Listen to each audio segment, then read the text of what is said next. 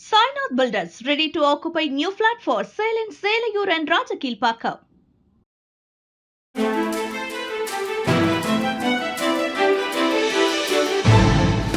தட்டை சீடை முறுக்கு ரிப்பன் போகடா அதிரசம் என்ன வேணாலும் செய்யுங்க. ஒரே ஒரு 5 லிட்டர் இதய மந்த்ரா கடல் எண்ணெய் பேக் ஒரு மாசம் முழுசுக்கும் அத்தனை சமையல முடிச்சு விடலாம். இதய மந்த்ரா. பொள்ளாச்சி கோட்டூர் ரோட்டில் வசித்து வருபவர் சிவதாஸ் ஓய்வு பெற்ற வனத்துறை ஊழியர் LIC முகவராக உள்ளார். மனைவி யமுனா அரசு பள்ளி ஆசிரியர். இவர்களது மகன் ரவிசங்கர் வயது 22. நேற்று யமுனா வழக்கம் போல பள்ளிக்கு கிளம்பினார். பின்னர் சிவதாசும் ரவிசங்கரும் வெளியே சென்றனர். பள்ளி முடிந்ததும் யமுனா மாலை வீட்டுக்கு திரும்பினார். அப்போது உள்ளே இருந்து அலறல் சத்தம் கேட்டுள்ளது. பதறியடித்து ஓடி சென்று பார்த்தார். கணவர் சிவதாஸ் இரத்த வெள்ளத்தில் கிடந்தார். அவரை கத்தியால் குத்திவிட்டு ஒருவன் தப்பி ஓடினான். அவனை பிடிக்க முயன்றும் முடியவில்லை. சிவதாஸ் அருகே மகன் ரவிசங்கரும் காயங்களுடன் கிடந்துள்ளார்.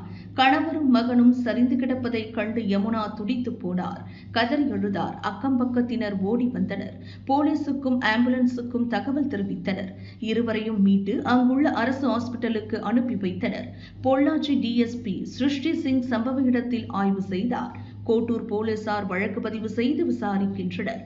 தப்பி ஓடிய குற்றவாளியை தேடும் பணி முடுக்கிவிடப்பட்டது. இப்படி டீச்சர் சத்தம் கேட்டு எங்கள் பொண்ணு ஃபஸ்ட்டு போனால் போய் பார்க்கும்போது அவர் சாரு ரத்த வெள்ளத்தில் கிடக்கிறாரு. அப்போ அது பார்த்த உடனே எங்கள் பொண்ணு அங்கேருந்து சத்தம் போட்டா. அமிச்சு வாங்க வாங்க சத்தம் போட்டோன்னே நானும் போய் பார்க்கும்போது பயங்கரமாக அவர் காயப்பட்டு டீச்சர் மடியில் படுக்க வச்சுருக்குறாங்க. ஒரே அழுக.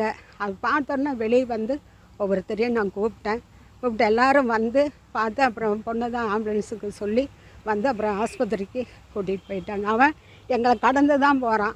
மாஸ்க் போட்டிருந்தனால அவனை அடையாளம் தெரியல. ஸ்கூட்டியில் தான் அவன் இங்கிருந்து நேராக போயிட்டான். போலீஸு அப்புறம் தான் வந்தாங்க. உடனே எல்லாத்துக்குள்ளே வந்துட்டாங்க. எல்லோரும் வந்தோடனே ஆளுக்கு போலீஸுக்கு சொல்லி போலீஸ் வந்துச்சு.